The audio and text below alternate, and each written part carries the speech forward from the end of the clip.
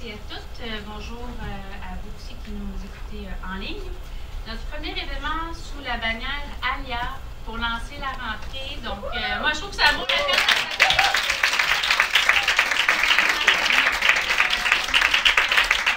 ALIA, qui est un mot inventé pour ceux et celles qui étaient présents le 5 mai. C'est un mot qu'on a inventé qui représente Alliance, donc l'Alliance des femmes des industries créatives. Donc, merci d'être avec nous ce soir pour lancer notre nouvelle saison de programmation 2022-2023 déjà. Oh my God! C'est un immense plaisir aussi de lancer notre saison avec nos amis de la radio, les femmes dirigeantes des radios francophones. Donc, on a toute une chance de pouvoir les avoir avec nous ce soir.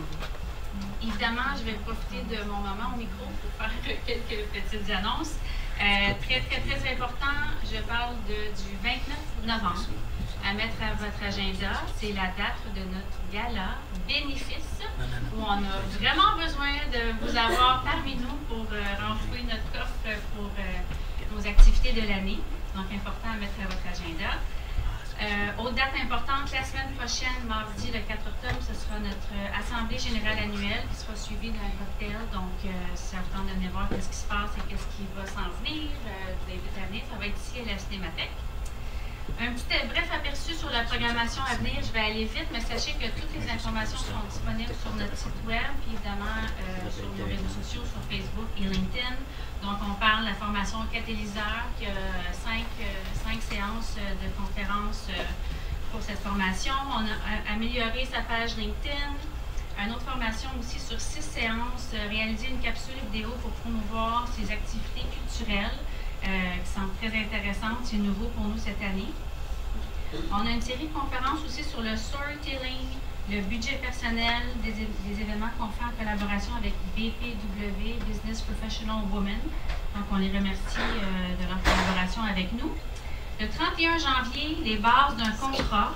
Ça fait plusieurs demandes qu'on a à travers nos sondages d'avoir des formations pour surtout les pigistes qui travaillent pour gérer les contrats et tout. Donc, on va avoir une belle conférence là-dessus. Évidemment, le retour du mentorat, la relecture de scénario qui revient avec 2 séances de formation aussi. Et notre fameux l'art du pitch qui va être de retour en mai. Donc, on a toute une programmation pour vous et je tiens à remercier, puis on ne pourrait peut-être pas l'avoir d'ici, mais tout le travail d'Anaïs qui est dans la... C'est son propre là. Ah, là, Anaïs, notre coordonnatrice de programmation et d'éducation. Et je veux aussi souligner, là, je vois absolument rien, Isabelle, qui est notre directrice générale par intérim, je pense qu'elle est à l'extérieur, parce que c'est grâce à eux qu'on peut vous offrir cette belle programmation-là. Je veux également souligner la présence de nombreuses administratrices qui sont ici ce soir. Je vous demanderai peut-être de lever la main. Oui, merci aussi aux super CA qu'on a, des femmes très engagées. Merci de votre présence ici ce soir. Donc, je suis rendue, ah oui, c'est ça, très important. J'ai parlé d'Isabelle Ducournau, qui est notre directrice générale par intérim. Ça veut donc dire que nous sommes à la recherche d'une directrice générale pour orchestrer toutes les activités de ALIA. Donc, si ça vous parle, si vous êtes intéressé, je vous invite à communiquer avec moi ou avec l'organisation, nous écrire sur LinkedIn, Facebook, toutes les formes pour nous rejoindre. Nous serons très heureux de vous lire. Et puis, en fait, je vais céder la parole à Amélie, qui a la chance de présenter notre panel ce soir et d'animer la conversation avec nous. Amélie Boivin-Hanfield. Donc, je vous cède la parole et je souhaite à tous une belle soirée. Et puis, il y aura une période de questions aussi à la suite. Donc, n'hésitez pas si vous avez des questions. Puis après ça, on prendra un petit verre ensemble pour janvier. Donc, merci. Bon événement. Merci beaucoup, Marie-Ève. Merci à vous d'être là, ceux qui sont dans la salle. Merci aussi aux gens qui sont à la maison. Et je suis également vice-présidente de ALIA.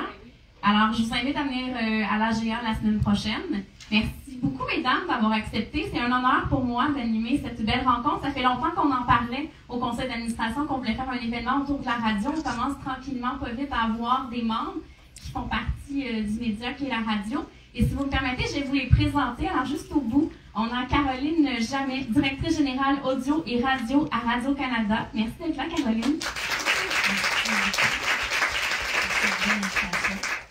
Au centre, on a Caroline Paquet, présidente de Cogeco Média.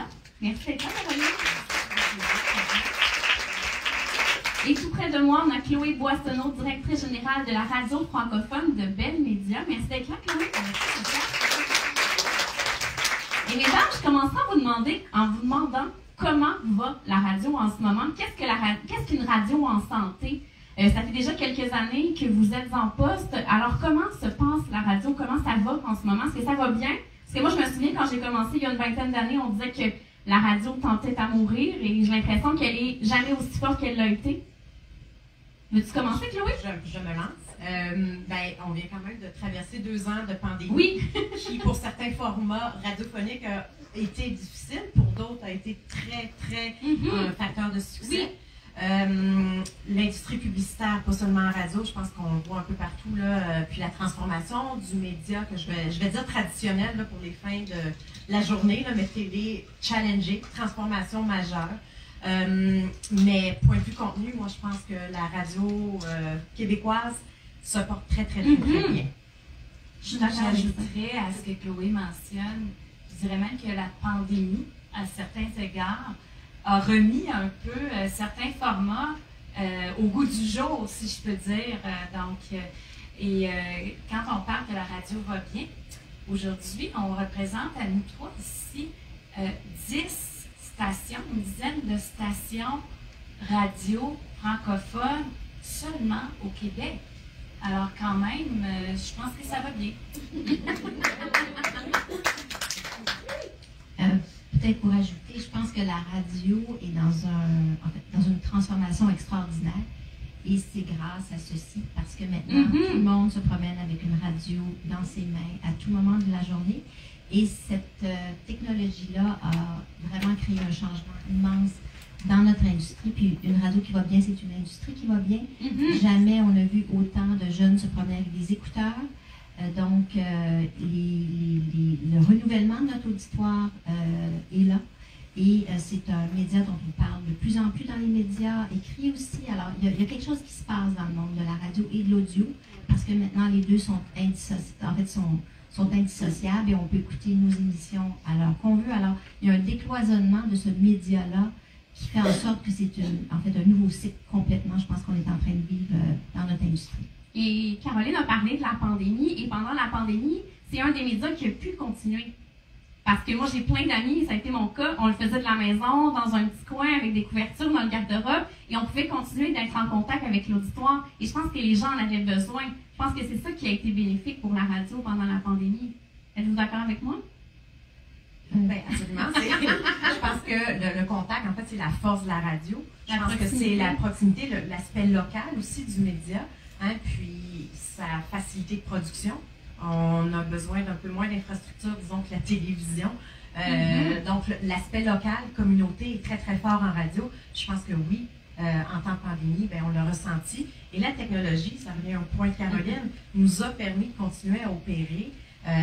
Écoutez, là, dans des vagues de COVID où tous les employés sont atteints, on a continué à assurer des services. C'est fascinant ce que la technologie nous permet aujourd'hui, parce qu'il y a 10 ans, je peux vous dire que on n'aurait pas performé comme on a performé en ce moment. Peut-être j'ajouterais un point relativement, je représente bien sûr Cogeco Média, on est une radio commerciale.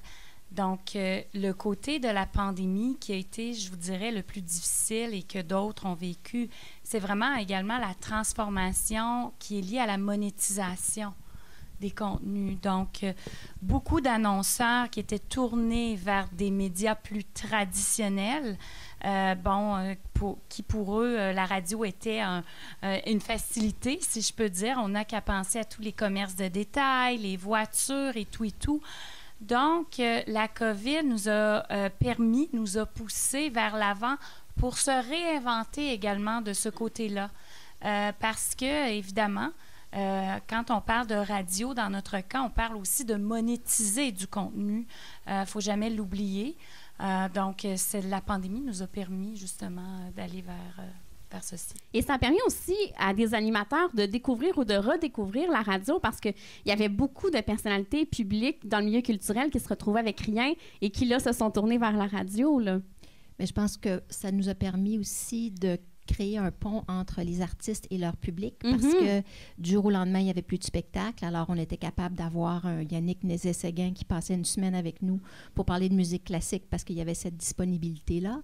Il y a aussi eu, c'est Claude de Saucier qui me disait qu'il y avait eu une femme qui a dit « Moi, le soir, j'étais isolée dans les centres pour personnes âgées et elle s'habillait le soir chic pour écouter son émission de radio. » Et donc, ça montrait à quel point ce lien-là, il y a beaucoup de gens qui étaient seuls et c'était cette présence-là quotidienne. Donc, le lien quotidien, la proximité et même les animateurs, Alexandre Courteau me disait, ça a changé mon lien avec les auditeurs parce que les auditeurs nous écrivaient comme jamais auparavant. Ils nous parlaient de leur vie, de leurs sentiments. Et cette proximité-là, je pense qu'aujourd'hui, elle a continué à s'enrichir et on a continué à développer ce lien-là. Alors, je pense qu'elle a pris toute son ampleur, la radio. Et la radio, c'est Joël Lebigot qui disait en fait que c'est la vie en direct. Et c'est vraiment ça, la radio. C'est la vie en direct. Et c'est ce qu'on a vécu, je pense, tous ensemble, du milieu de la radio, en tout cas les animateurs, les équipes, de voir à quel point on pouvait toucher les auditeurs, les informer, les divertir également, parce qu'il y avait toute cette information-là que les gens voulaient avoir, mais il y avait aussi ce besoin de se divertir, de se retrouver, de passer du temps et d'avoir un bien-être. Et la musique, on sait à quel point, bien, ça, c'est un outil extraordinaire. Alors, tout ça a fait en sorte, je pense, que la pertinence de la radio, c'est vraiment déployé de façon extraordinaire. Et moi, je vois un avenir très brillant pour la radio, c'est certain. À ton point, au niveau des artistes, c'est assez intéressant, là, puis Caroline le soulevait aussi.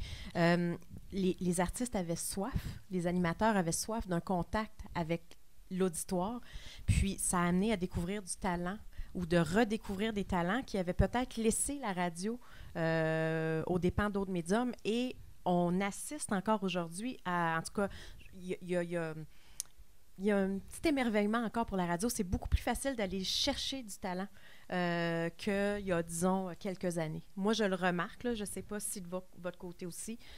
Puis, ça a été vraiment comme une nouvelle histoire d'amour entre les artistes, les animateurs et le public. Tant mieux. Oui.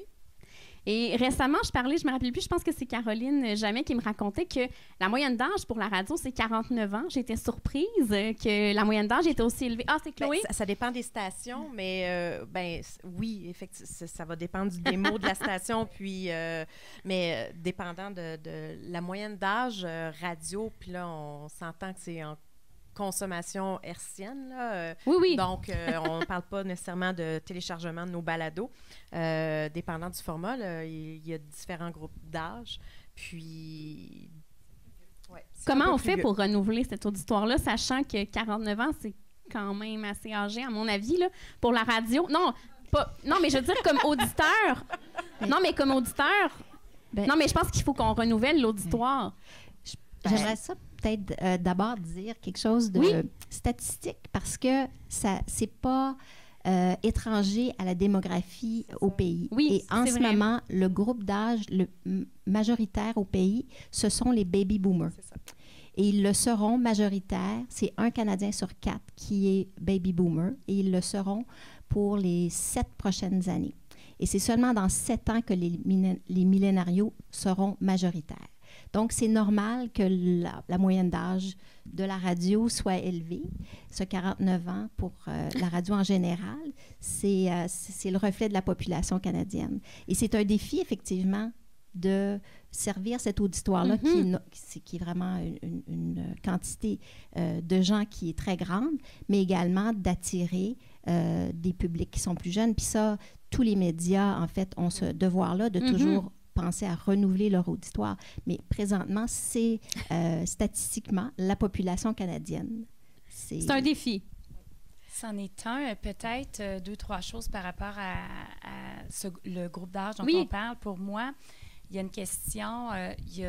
On parle du renouvellement, mais je parlerais surtout d'élargir et de fidéliser, parce que comme radio commerciale, tu ne peux pas seulement avoir une stratégie de renouvellement de ton audience. On doit quand même fidéliser. l'audience qui est présente. Donc, d'une part, comment on fait ça? Bien sûr, il y a toute la question de la pertinence, d'avoir un bon contenu pour des audiences bien précises et tout et tout.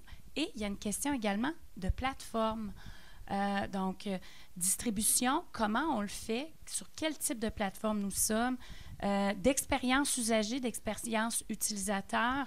Les plus jeunes générations sont extrêmement critiques par rapport à l'expérience usagée, non pas la disponibilité d'être sur une plateforme.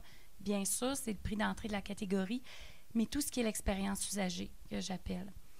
Puis la dernière des choses, et non la moindre, pour moi, c'est plus seulement une question d'âge. La jeune génération et les grands géants américains ont amené le concept de persona. On connaît tous des jeunes de 28 ans dans notre entourage qui ont des habitudes d'une personne de 68 ans et on connaît tous l'inverse. Donc, l'idée derrière les groupes d'âge, pour moi, c'est plus de proposer des contenus qui sont rassembleurs autour de points d'intérêt. Donc, c'est vers là, finalement, que la radio va nécessairement évoluer. On le voit sur d'autres plateformes, dans d'autres médias télévisés. Donc, c'est un peu un amalgame de ces trois choses-là qui va nous permettre, à nous trois, de se propulser vers l'avenir.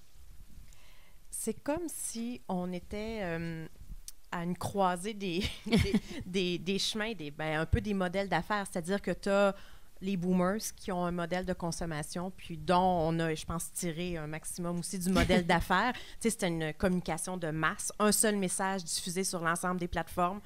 Et là, c'est comme si l'approche devenait vraiment omnicanale, c'est-à-dire qu'il faut rejoindre la personne selon son parcours du consommateur au moment que ça lui convient. Donc, l'approche change complètement avec le contenu adapté au moment. Et tu sais, moi, je dis souvent, on a un peu la tête bipolaire en ce moment, les radiodiffuseurs, parce qu'on doit encore combler la demande des boomers, mais on doit s'assurer de renouveler. Donc, on joue comme sur deux terrains de jeu avec deux modèles d'affaires qui sont quand même très différents, avec deux approches très différentes. Ça ne doit pas être facile au quotidien. C'est un challenge. Non, mais en même temps, d'autres industries sont passées par là et ils ont réussi. Alors, je ne vois pas pourquoi on ne serait pas capable. On a une industrie qui est en grande santé. Donc, on pourrait imaginer de traverser cette même transformation-là avec une industrie qui est en train de mourir. Ce n'est pas le cas. Donc, on a cette chance-là quand même. Caroline? Peut-être qu'une des pistes, en tout cas, c'est une des pistes qu'on a à Radio-Canada, c'est la complémentarité. Parce que la radio a un public et les balados, dans le fond, quand on regarde le profil des gens qui écoutent des balados, c'est un profil qui est plus jeune. Alors, c'est peut-être une porte d'entrée d'avoir une plateforme qui présente autant de la radio en direct que des produits audio numériques comme des balados. Bien, ça crée, dans le fond, cette habitude d'aller vers une plateforme, d'écouter peut-être même seulement des balados pendant quelques années, mais d'avoir après ça cette proximité, puis de voir qu'il y a d'autres sujets qui sont traités par la radio et aussi de faire passer des animateurs ou des personnalités balado vers la radio. Alors, c'est comme un écosystème qu'il faut nourrir, mais c'est un équilibre et c'est un grand, grand défi parce que c'est sûr que les habitudes ne sont pas les mêmes. Peut-être aussi ce que les gens préfèrent on parlait de communauté d'intérêt. C'est certain que c'est beaucoup plus niché, le produit balado, par rapport à la radio, qui est un média plus de masse. Mais je pense qu'il faut y aller avec des portes d'entrée. Mais aussi, les jeunes aujourd'hui ont tellement de choix. Et c'est là où, je pense, c'est là le plus grand défi parce qu'avant, on avait le journal que nos parents lisaient, la radio que nos parents écoutaient, puis ça devenait un peu notre média de choix naturellement. Aujourd'hui, les jeunes, la loyauté envers un média, c'est différent. En fait, ils ont tellement de choix, ils peuvent écouter des productions de partout dans le monde. Donc, il faut être extrêmement pertinent. Puis on a le défi, justement, des grands joueurs qui ont les moyens incroyables que nous n'avons pas. Mais par contre, on a des marques qui sont fortes. On a des équités de marques qui sont très fortes. Ça veut dire quelque chose, Radio-Canada, pour une grande partie de la population. Donc, il faut qu'on puisse prendre ça et qu'on puisse, dans le fond, s'assurer de garder ce lien-là avec les auditeurs. Et c'est certain que quand on est capable de les prendre quand ils sont jeunes, bien, ils sont exposés à ce qu'on fait. Chloé? Mais c'est vrai que ça devient super important, notre écosystème. Tu sais, on est avantagé quand même là, d'être au Québec dans une langue française avec une culture francophone puis un écosystème francophone aussi fort. Tu sais, pour avoir plusieurs stations de radio dans le Canada anglais au niveau de Bell Media, leurs challenges sont d'autant plus grands. Puis, je suis vraiment d'accord avec ce que tu dis de notre appartenance au Québec. C'est ça, fait qu'on est capable de renouveler l'auditoire à travers des marques très fortes. Énergie, Rouge, c'est des marques qui nous suivent depuis des années. Mais la consommation, la façon de consommer nos marques, de se fidéliser, va être un petit peu différente de ce qu'on a connu dans le passé.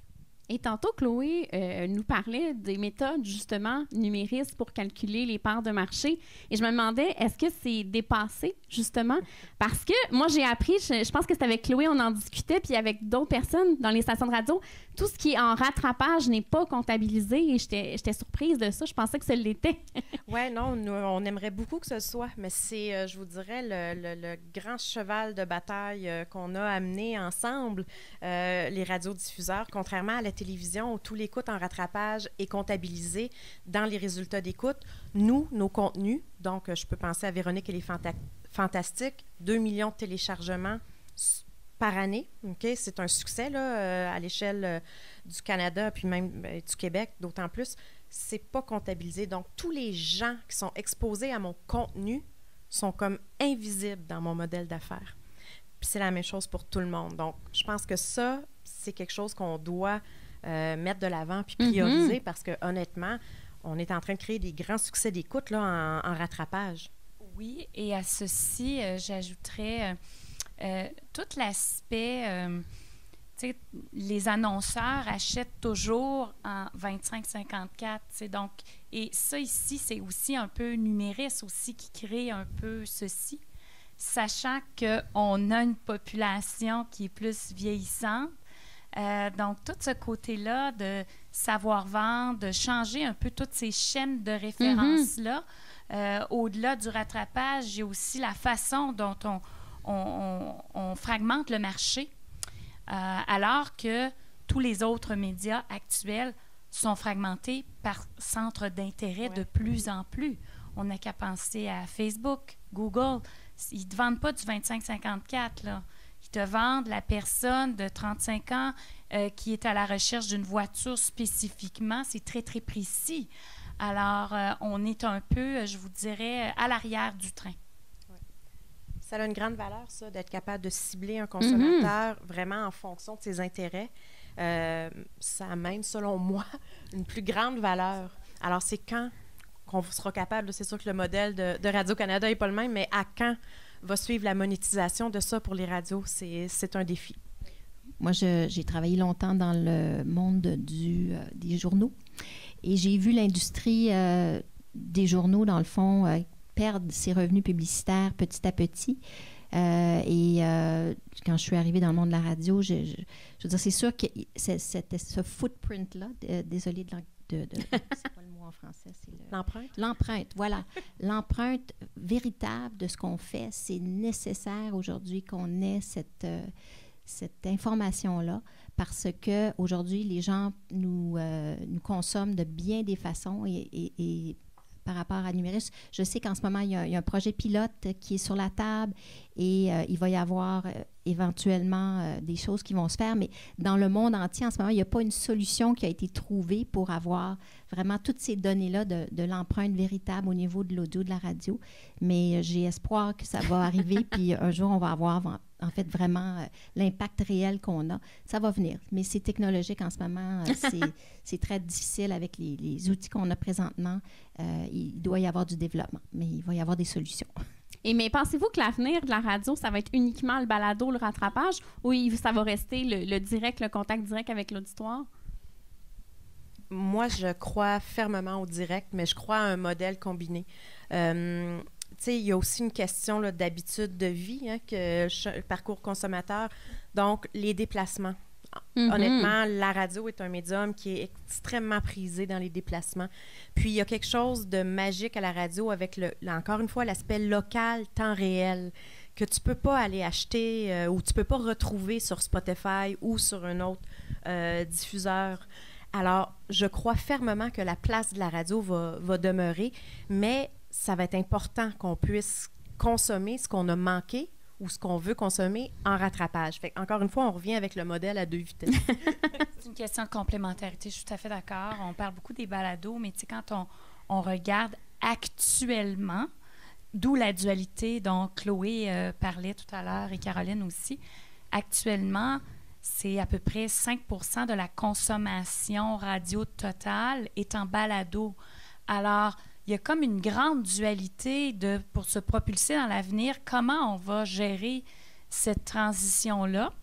Et en plus, comme tu le mentionnais, c'est plus les jeunes. Hein? Alors, c'est quelque chose, c'est un choix, pas de choix, d'adresser ce marché-là. Maintenant, comment on le fait?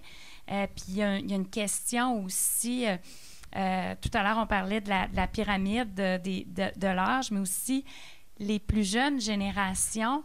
Il y a une plus grande portion qui sont ce qu'on appelle des early adopters de technologie. Puis early adopters, excusez-moi l'anglicisme, mais c'est des gens qui sont fortement influencés. Donc, ça aussi, ça vient jouer dans comment est-ce qu'on va, notre vitesse d'adaptation pour la dualité des deux modèles. Et je crois, comme Chloé, la radio, la proximité, enrichir ton quotidien, être présent, parler. Tu sais, la radio, on est à Montréal, mais on a tous des stations en région, là. Tu sais, quand tu vas au Saguenay-Lac-Saint-Jean, s'il y a eu du plomb dans l'eau de la ville, il n'y a pas de médias. Facebook n'est pas un média crédible pour communiquer ça. Là. On est à l'heure de la fake news aussi. C'est la radio qui communique, qui dit aux gens quoi faire, etc. C'est comme ça que ça se passe. Alors, il y a toute l'empreinte sociale, économique en région qui est extrêmement importante. Donc, il faut regarder ça comme globalité également, d'où l'aspect que ça sera toujours présent dans nos vies. Caroline? Moi, je pense aussi qu'on a changé, nous, dans notre département, ça s'appelle audio et radio. Et parce que je pense que oui, la radio, mais il y a aussi d'autres produits maintenant de contenu. Il y a les livres audio, il y a les balados, il y a une panoplie il y a des listes d'écoute. En fait, il y a plein de choses qu'on peut faire. Il n'y a pas de limite au niveau de la créativité. Et il va y avoir, d'après moi, des nouvelles sortes de contenus qui vont se développer. Je ne sais pas qu'est-ce que ça va être dans 5 ans, mais je suis persuadée. Il y a les salons audio qui se développent. Il y a toutes sortes de choses en ce moment. Alors, c'est un monde qui est en transformation, qui est en éclatement aussi parce que les formes sont maintenant beaucoup plus larges. Quand on fait des balados, on n'a pas la grille. Dans le fond, un contenu peut être d'une tant de minutes, premier épisode. Le deuxième épisode est obligé d'avoir le même minutage. Ça peut être de la fiction, ça peut être du documentaire. Alors, plus grande flexibilité. Plus grande flexibilité. Et je pense qu'on va voir, dans le fond, une multiplication des types de contenus qui sont offerts. Alors, c'est vraiment... je pense que c'est un médium qui va s'élargir de façon générale. Alors, mais la radio est la composante la plus importante. C'est celle qui... il y a 90% des Canadiens qui écoutent 1 heure de radio par semaine. C'est un média qui est extrêmement fort, qui est vraiment la pierre d'assise de cette industrie-là. Et elle est maintenant enrichie de nouvelles personnes qui écoutent des contenus différents, comme les balados, comme les listes audio musicales, comme les livres audio, etc., etc. Et je pense que ça va continuer. Alors, c'est très créatif en ce moment, cette industrie-là. Et je pense qu'il faut qu'on la voie dans le futur avec un potentiel qui va continuer à croître. Et moi, je serais curieuse de savoir, tous les trois, vous dirigez des stations qui sont musicales. Comment vous arrivez à concurrencer les Spotify de ce monde? Parce que c'est proche, c'est dans le téléphone, ça aussi. Peut-être le fait qu'il y a une proximité avec l'animateur, peut-être tantôt les nouvelles locales qu'on a en même temps. Bien, moi, personnellement, je ne vois pas ça comme nécessairement une compétition. Ah non? Non, parce que, tu sais, il y a quand même beaucoup de littératie sur le sujet. Les gens se sont mis à écouter Spotify parce que les gens remplacent en grande majorité leur librairie de musique personnelle. Mais quand les gens veulent rire un bon coup, avoir Véronique Cloutier, avoir Martin Cloutier chez nous, ça ne se trouve pas chez Spotify. Faut que tu ailles la radio. C'est la radio, qu'elle soit hertzienne, qu'elle soit sur n'importe quelle plateforme. Donc, pour moi, tout est une question de culture, de langue, de qu'est-ce qu'on met comme contenu. Quand tu produis du bon contenu, les gens t'écoutent. Et ça, c'est notre devoir à nous de faire ceci et de propulser également la langue, la culture, qu'est-ce qui intéresse les gens, les vedettes. Le star system est important au Québec. Quelqu'un me racontait que dans le Canada anglais, tu animes une émission le matin à la radio. Personne ne te reconnaît dans le métro, là. No one. Ben, je pense quand même que Réal Bellan, Véronique, qui ne se promène pas dans le métro, tout le monde les connaît, là. C'est comme, il y a comme un star system très important lié à ça. Il y a peut-être aussi l'aspect humain. Pour moi, c'est vraiment ce qui nous distingue, de se faire raconter la musique. Les algorithmes de Spotify n'ont pas cet élément-là. Et je pense qu'aujourd'hui, il y a la limite, à un moment donné, quand on écoute un Spotify ou des listes qu'on aime, il y a un moment donné, il y a quelque chose de mathématique et il nous manque un élément humain. Et quand on a des animateurs comme à Ici Musique qui sont capables de vraiment transmettre leur passion pour la musique, leur connaissance, c'est là qu'on a, je pense, une valeur ajoutée et on a une station Ici Musique qui présente en plus des genres musicaux qui sont différents. Alors, c'est une station qui est pan-canadienne, qui présente de la musique populaire, de la musique jazz, de la musique du monde, de la musique classique. Alors, tout ça sur une même antenne. Donc, c'est quand même un grand défi. Mais en même temps, je pense qu'aujourd'hui, c'est un grand avantage parce que pour un mélomane, il y a vraiment un parcours musical dans une journée qui est extrêmement varié. On va découvrir beaucoup de musique et ça n'existe pas sur Spotify. Donc, je pense que c'est pas étranger au fait que depuis les 2 dernières années, c'est une antenne qui a doublé sa part d'écoute parce que cet aspect-là de se faire raconter la musique a une valeur encore plus grande aujourd'hui. Moi, je pense que ça, c'est un des éléments, en tout cas, certainement. C'est assez surprenant quand on mène des études ou des sondages, puis qu'on demande la principale raison pourquoi vous écoutez la radio. On a sûrement perdu quelques pourcentages là, depuis les 10 dernières années, mais pour la musique, sort encore très, très, très, très fort. Donc, tu sais, je pense que c'est un tout. C'est une balance entre le contenu dans le format et la musique. Et c'est sûr que les habitudes ont changé. Souvenez-vous là, de la belle époque de Chaume, où est-ce que il faisait jouer des albums intégrales de Led Zeppelin à la sortie, puis c'était une messe, là. Tout le monde était comme « faut écouter Chaume pour pouvoir découvrir la musique ».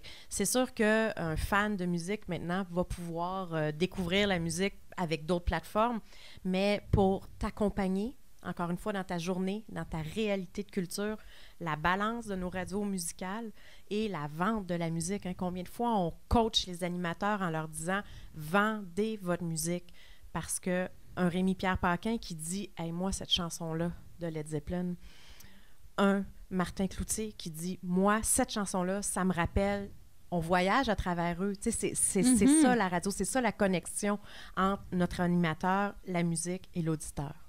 Très intéressant. Et ce week-end, je lisais un article dans la presse de Marc Cassivi qui disait que la nouvelle génération, les étudiants en arts et technologies des médias ne connaissaient pas Véronique Cloutier. Il étudie en radio pas en télé. Moi, les cheveux m'ont frisé. Là. Je ne pouvais pas croire que ces étudiants-là ne connaissaient pas Véronique Cloutier, mais ça fait peur. Puis ce qu'elle disait, l'enseignante, c'est que ces jeunes-là consomment justement beaucoup d'anglophones. Tous les GAFAM, c'est ça qu'ils consomment au quotidien. Est-ce que ça fait peur, ça, à l'avenir de la radio? Ben, je vais dire, au-delà de l'avenir de la radio, moi, je mettrais sur la culture québécoise francophone. On n'a pas les mêmes barres. Tu sais, je veux dire, il faut savoir aussi là, que les millions de dollars là, qu'on paye en droits, OK, pour la défense des droits francophones musicaux, le développement de contenu canadien, francophone, tout ça, c'est une fortune que les radiodiffuseurs, on réinjecte dans notre économie puis dans notre patrimoine, là, qu'on le mette à l'échelle du Canada ou du Québec. Quand ces joueurs-là se présentent, ils rentrent sur notre terrain de jeu puis ils ne payent pas de prix à l'entrée, alors que nous, on est taxés, on a des quotas. Alors, comment on arrive à se démarquer? Dieu merci, on a encore notre culture, là, mais c'est un danger. Là. Ça fait peur. Oui. C'en est un, puis je vous dirais que même à certains égards, les GAFAM, ils réutilisent notre contenu. Là. Bien sûr, le gouvernement fédéral, il y a une nouvelle loi, là, ils vont devoir nous donner une redevance, mais on sait tous que ce sera vraiment des peanuts, comme on dit. Mais toujours est-il... je pense que le débat, c'est pas sur la radio, c'est un débat de culture, de comment on protège notre culture et qu'on la rend intéressante aussi. Hein? La culture n'est pas juste une question de langue, je tiens à le dire, hein, parce qu'on a de très bons artistes québécois qui chantent en anglais et qui font une carrière internationale. Alors, M. Cassivi, je pense que c'est ça, il pourrait aussi consulter, voir qu'est-ce qu'il y a dans le podcast de son fils. Parce que je sais qu'il écoute beaucoup de musique canadienne, probablement, québécoise, mais en anglais. Alors, c'est une question de culture. Caroline? Bien, c'est un grand défi. Oui, parce que il faut, dans le fond, la rendre intéressante. Tu as tout à fait raison, Caroline. Il faut la rendre accessible. Il faut faire rayonner cette culture-là, ces artistes qu'on a qui sont si talentueux. Puis des fois, c'est des portes d'entrée. C'est parce qu'on a aimé peut-être un artiste qui a un duo avec un autre et là, oups, tout d'un coup, on va connaître cet autre artiste-là. Je veux dire, toutes les façons sont bonnes. Moi, je pense qu'il faut ouvrir nos portes ce week-end à Radio-Canada. On ouvrait nos portes au public parce qu'on inaugurait notre nouvelle maison. Ça, c'est une manière de faire connaître les artisans. C'est aux parents aussi à parler de ça, mais c'est un grand défi parce qu'aujourd'hui, nos jeunes, ils écoutent, avant on écoutait en famille la télévision ou la radio en voiture et puis ma fille est ici dans la salle. J'ai une belle surprise aujourd'hui, mais dans la voiture, elle veut écouter sa musique. Alors dans les voitures, les jeunes ont leurs écouteurs, chacun écoute son contenu. Alors, c'est vraiment un grand défi. Et il faut la rendre intéressante. Je pense que, on parlait d'humour tout à l'heure, l'information, on sait que les jeunes, dans le fond, une des façons de les intéresser à l'actualité aussi, c'est avec une touche d'humour. Donc, quand on a il y a des personnalités qui ont développé ce talent-là, on est capable de les intéresser. Je parlais à Jean-Philippe Vautier tout à l'heure, puis il me disait qu'il était très content parce que le fils d'un de ses amis qui a 13 ans aime écouter La journée est encore jeune, puis il était vraiment content de ça. Et puis, je me suis dit, bon, c'est ça. Dans le fond, c'est un par un. Il faut aller les chercher un par un. Et pour lui, dans le fond, il suit en ce moment ce qui se passe dans l'actualité à travers cette émission-là. Bien, parfait. Peut-être que ça va développer autre chose. Alors, tous les moyens sont bons, mais il faut qu'on se penche là-dessus et qu'on mette tous les efforts possibles. Tranquillement, pas vite. Je suis certaine que le fils de Marc Cassivi avait sûrement vu une vidéo TikTok avec Véro et Pierre-Yves Roy Desmarais. Sûrement. C'était pas lui, c'est une enseignante qui lui a écrit pour dire qu'elle a fait un sondage au lendemain du gala des prix Gémeaux. Puis elle a demandé à ses élèves, est-ce que vous savez qu'est-ce qui se passe en ce moment dans l'actualité québécoise? Puis les élèves, ils savaient pas ce qu'est Guillaume Lemaitre-Vierge, puis ils savaient pas non plus ce qu'est Véronique Cloutier. La prof capotait. J'ai un petit doute parce que souvent, ils les voient sur les stories TikTok qu'on va faire ou Instagram, puis ils savent même pas qui ils voient, mais bref. Mais c'est ça, peut-être que le visage est connu, mais peut-être pas le nom. Mais il faut trouver justement les plateformes comme YouTube, c'est une plateforme où les jeunes vont énormément. Alors, je pense que c'est important d'avoir des façons d'aller promouvoir ce qu'on fait par ces plateformes-là. C'est une manière Alors, mais il faut être aux aguets, puis ça change. TikTok n'existait pas il y a 5 ans. Aujourd'hui, ça existe. C'est vraiment un grand défi. Et moi, je serais curieuse de vous entendre parler sur la diversité, parce que de plus en plus, les gens ont envie de se retrouver quand ils écoutent la radio, qu'ils écoutent la télé. Est-ce que c'est vraiment important pour vous? Puis comment on fait pour augmenter justement cette diversité-là, pour aller chercher cet auditoire-là qui a envie de ça? C'est le mode de fonctionnement, là, puis c'est peut-être très technique, mais réseau, le fait que parfois on dessert plusieurs régions en même temps au Québec, ça devient un défi, la diversité, parce que la réalité montréalaise est complètement différente de celle qui peut être à Rimouski. Donc, c'est très, très difficile de créer un contenu, d'aller chercher des têtes d'affiche ou des animateurs qui vont à la fois interpeller une communauté qui est présente à Montréal et qui est à Rimouski. Honnêtement, ça devient aussi... Boucan-Diouf, non? Oui, je pense que c'est la bonne exception. ça devient un défi. On avance, je pense qu'on fait tous des progrès, mais on peut poursuivre en ce sens-là. Tu as effectivement raison, Chloé. Il y a la réalité de Montréal, la réalité des régions, mais tout ça, c'est la réalité du Québec. Oui. Donc, la question, c'est toujours de comment est-ce qu'on fait d'avoir du talent en ondes et hors d'ondes aussi, qui représentent cette diversité-là et qui vont amener des sujets qui vont nous permettre d'être un peu plus larges et représentés, encore une fois, dans ce qu'ils disent, dans les choix musicaux, dans les opinions, les intérêts qui vont avoir cette représentativité-là. Encore une fois, c'est une question d'équilibre. Je pense que comme société, on arrive là, on est de plus en plus, on a de plus en plus de place à talent en ondes et hors d'ondes, mais c'est aussi une question d'avoir la bonne personne pour le bon travail aussi. C'est sûr que démographiquement, puis je reviens à... Moi, j'aime beaucoup ça, la démographie. Il y a un grand changement qui a commencé à s'opérer il y a plusieurs années au pays et qui continue. Puis à Montréal, dans 20 ans, il va y avoir 2 personnes sur 5 qui seront issues d'une minorité visible. Donc, c'est vraiment une réalité et il faut progresser. C'est pas seulement la radio, je pense que c'est toutes les industries. On le voit dans toutes les entreprises. On veut refléter, dans le fond, la société qui évolue en ce moment.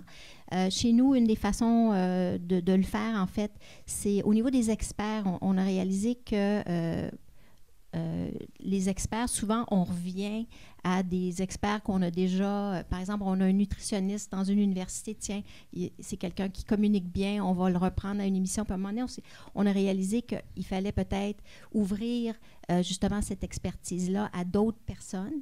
Et on va outiller, par exemple, nos équipes en ayant, par exemple, on fait du pistage où on essaie d'aller trouver des experts femmes aussi. Par exemple, parce qu'au niveau de la diversité, on s'est rendu compte, il y avait un article dans Le Devoir récemment qui disait qu'ils avaient analysé 200 000 articles. Et sur les experts, il y a 2 fois plus d'hommes experts que de femmes. Et ça, c'est une des choses qu'on a regardé à Radio-Canada, puis on a un programme qui s'appelle Femmes expertes pour développer, dans le fond, pour aller inviter les femmes à... Des fois, on contacte certaines femmes dans des universités, par exemple, des spécialistes, puis nous disent « Ah, je suis pas sûre, je pense que j'aimerais mieux que ce soit mon collègue là, qui parle parce que je suis pas sûre que je possède bien la matière. » Et donc, d'inviter ces femmes-là, puis dans le fond, peut-être faire un test de voix. Ou les inciter, puis les accompagner parce que il faut qu'on les invite et qu'elles se sentent bien en confiance.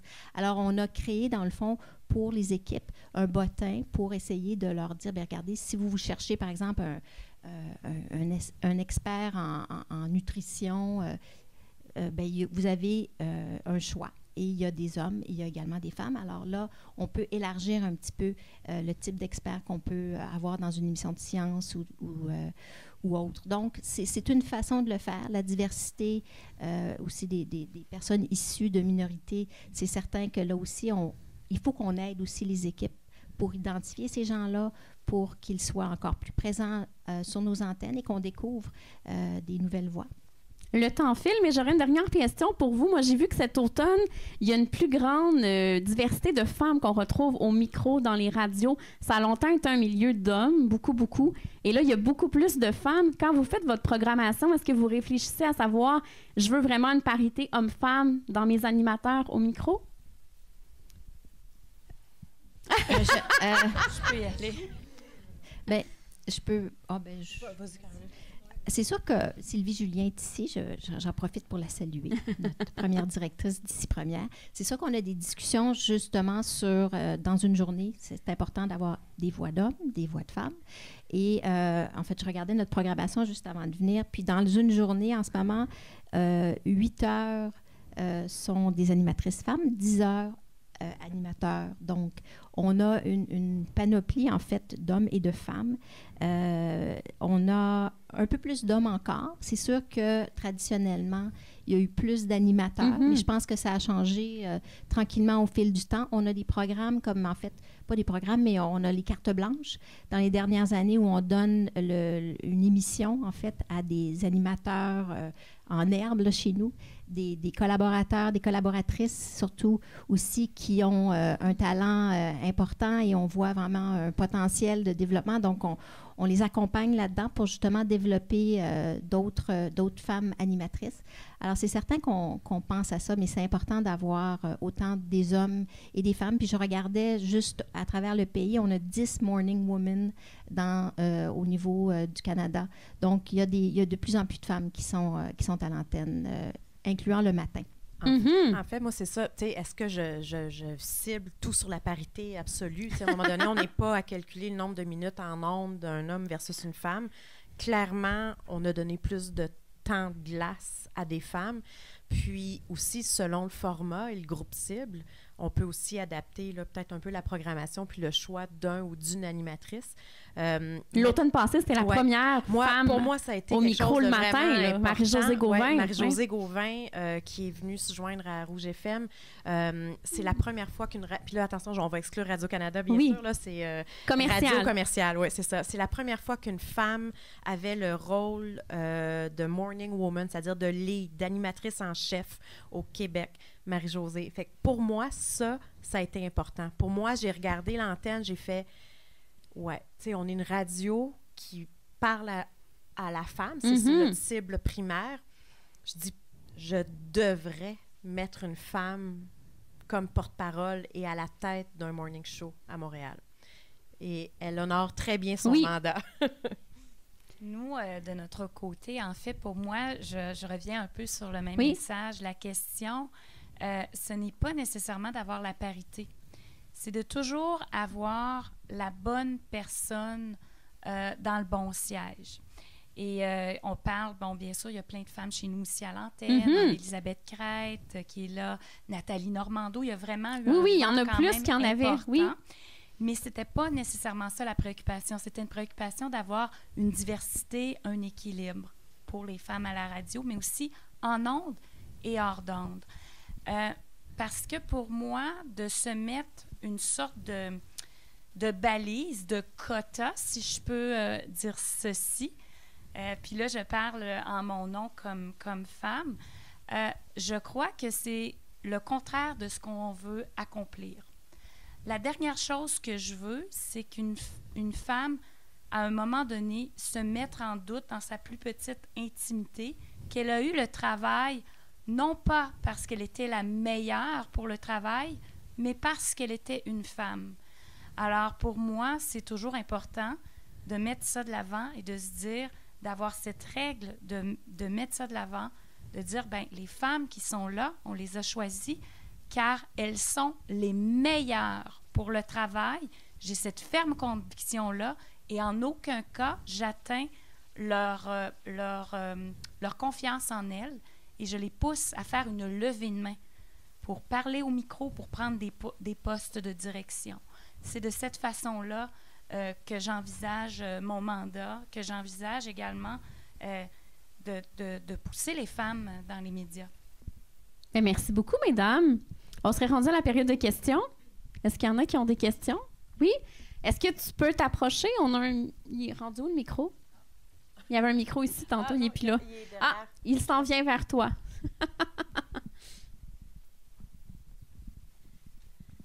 Merci beaucoup. Je m'appelle Laura Gagné, je représente l'organisation Vive de ta musique. On est des milliers d'artistes indépendants. Puis moi aussi, je suis une artiste indépendante, mon amie Andréane aussi. La question qu'on se pose beaucoup en étant artiste indépendant, c'est comment est-ce qu'on peut avoir accès aux radios? Parce que de plus en plus, les artistes, le modèle de l'industrie artistique est en train de changer. Les artistes indépendants s'entreprennent. Les artistes indépendants ne vont plus nécessairement être signés sous les labels, mais vont s'entreprendre eux-mêmes. Et ils vont avoir du succès aussi avec les plateformes numériques. Mais la radio, ça semble toujours être une espèce de bête noire qui est inaccessible ou difficile d'atteinte. Et est-ce que c'est un passage obligé de passer par un tracker radio ou un pisteur radio en français qui va nous coûter probablement 3 000 $ pour peut-être avoir une chance de passer dans une des stations francophones, quand on sait qu'il n'y a pas beaucoup de place pour les artistes francophones en plus?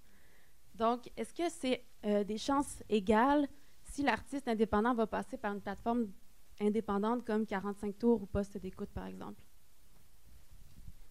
C'est peut-être... Est-ce que c'est une chance égale pour l'artiste indépendant de faire sa place en radio en passant par une plateforme indépendante? Je ne sais pas si vous connaissez Poste d'écoute. Non, pas du tout. Ah, okay. Mais dans les stations de radio, moi, j'ai fait de la direction musicale. C'est ça qu'on utilise, 45 tours puis Poste d'écoute. Parce qu'il y a les pisteurs radio qui présentent les artistes de labels. C'est pas nécessairement votre... C'est très niché, là, comme spécialité. C'est très niché comme question. Oui. Mon directeur musical serait probablement beaucoup plus apte à répondre que moi en ce moment à la question. Moi, ce que je vois de l'industrie musicale, tu sais, faut faire attention. Les artistes francophones sont quand même vraiment mis à l'avant par l'ensemble de nos radios, par les quotas. Et je dirais, en fait, le numérique, tu sais, dans le cas d'une plateforme comme iHeart, nous permet beaucoup plus de flexibilité. C'est-à-dire, du moment où vous êtes distribué de façon numérique, et que, bon, tu sais, les droits sont payés parce que, bien sûr, il faut que tout soit conforme à... là, encore une fois, là, je ne suis pas la spécialiste musique, mais Socan, Sodrac, à disque, machin, je pense pas... Je vois pas de barrière à l'entrée. Tu sais, si vous pouvez avoir autant accès à nos équipes qu'un pisteur radio, tu sais. Mais c'est sûr que les pisteurs ont pris une habitude depuis des années de venir nous visiter et ils ont une entrée, c'est clair, peut-être plus directe, mais on embarque, tu sais, on joue différentes chansons qui arrivent quand même d'artistes indépendants. Ça se fait écouter quand même dans une plateforme indépendante. Oui, absolument. Okay. Peut-être en complément d'information, moi aussi, le directeur musical aurait été probablement beaucoup mieux. Mais pour faire le point de Caroline tout à l'heure, je pense qu'il y a de plus en plus de radios commerciales, justement, quand on parle d'équilibre, d'aller chercher des jeunes, d'aller chercher des niches, proposent des choses différentes. Je n'ai qu'à penser à C'est quoi maintenant, les vendredis, on a une émission qui est consacrée sur le rap et on fait venir des artistes, des rappeurs québécois en studio. Donc, il y a quelques années, ce risque-là ne se serait jamais pris. Maintenant, donc, c'est une question de calcul, de faire entrer aussi des nouveaux genres et tout et tout. Donc, je pense que quand même, il y a plusieurs opportunités dans nos stations qui nous permettent de découvrir des nouvelles musiques, des nouveaux talents. Alors, voilà. Oui, vraiment. Puis je pense que la manière dont je l'ai exprimé, c'était vous faites la place à ces artistes-là puis on les entend, mais c'est plutôt le passage. Comment est-ce qu'on se rend? Comment c'est obligatoire de payer autant d'argent pour peut-être jamais avoir de réponse, tu sais, mais je suis très satisfaite des réponses. Non, c'est ça. Je pense que pas du tout. C'est plus au niveau de la comment tu vas être distribué au niveau là, des droits. C'est là que ça va me faire plaisir si jamais on peut... viens me voir après, puis je te mettrai en contact avec les personnes pour qu'on puisse te donner la bonne information. Parfait. Merci beaucoup. D'autres questions? Non? Ah oui, Brigitte? Le micro s'en vient.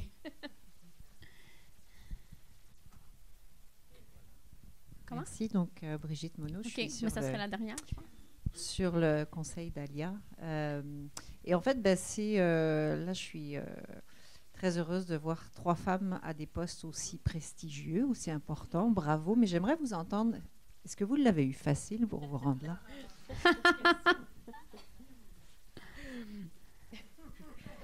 Oh! Mon Dieu, c'est une très bonne question. En fait, c'est le travail. Je pense que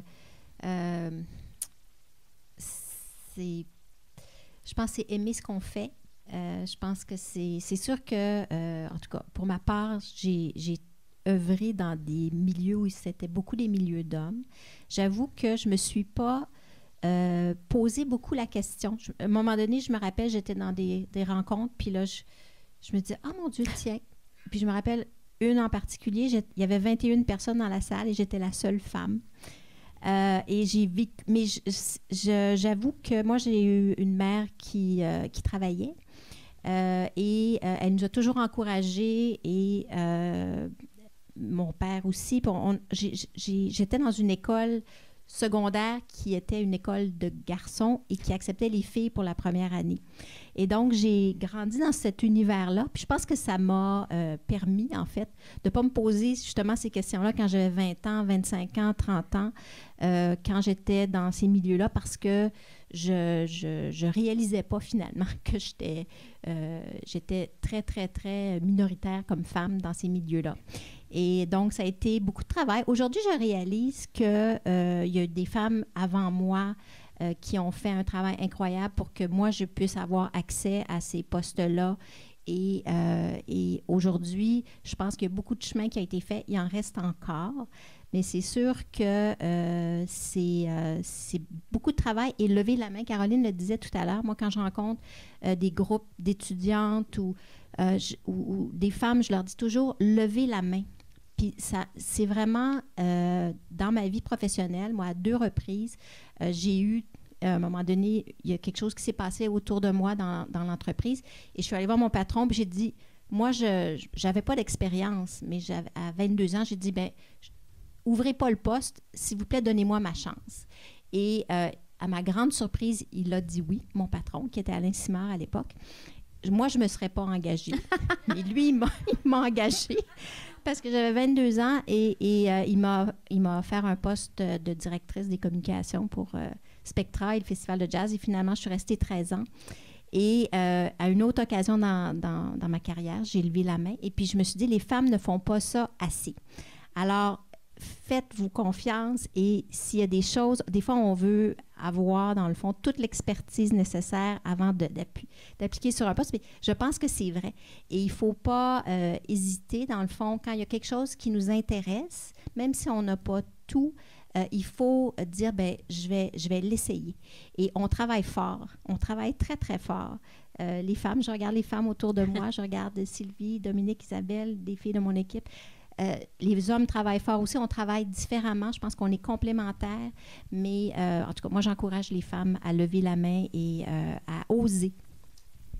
Moi, de mon côté, j'ai une grande chance dans le sens où autour de moi, j'ai eu des hommes qui m'ont mis de l'avant et qui m'ont propulsée.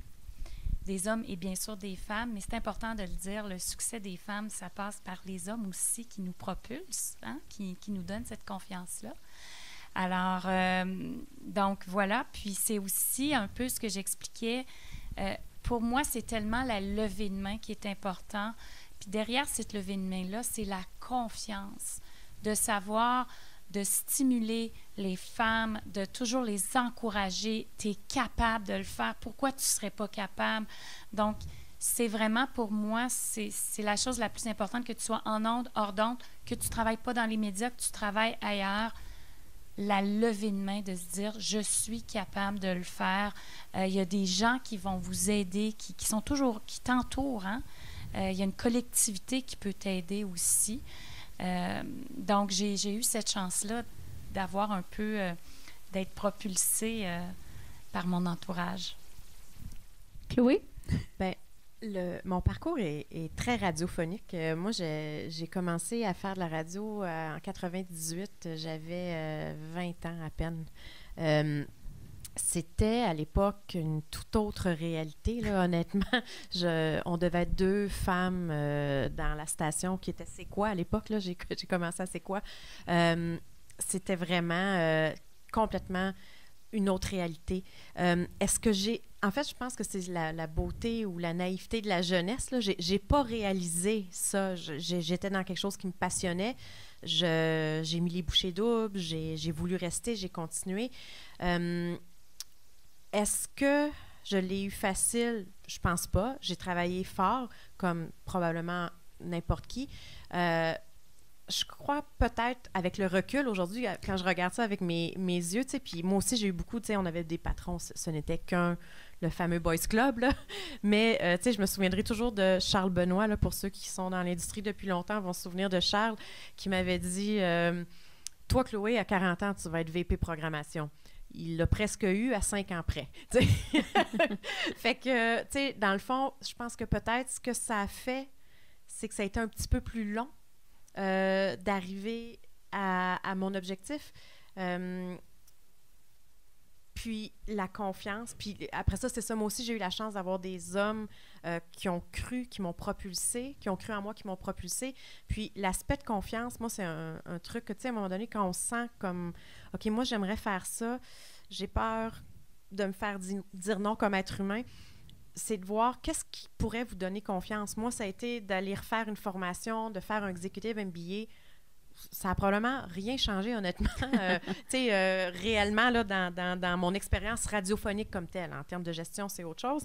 Mais moi, ça m'a donné la confiance, ça m'a donné les ailes pour plus que je doute de moi. Fait que des fois, c'est juste de se poser la question, qu'est-ce qui va me donner mes ailes pour que je doute plus puis que je fonce, t'sais? Fait que moi, c'est peut-être ce que je dis aux plus jeunes là, qui me parlent. Je dis, trouve qu'est-ce qui va faire que tu vas te sentir meilleur, que tu vas te sentir valorisé puis qui va te faire t'élever. Bien, merci beaucoup, mesdames, pour ce bel entretien autour de la radio. Merci beaucoup. Et merci à vous d'avoir été là. Et restez pas loin parce que vous avez juste à descendre. Il va y avoir un beau cocktail avec alcool et bouchées. Merci beaucoup.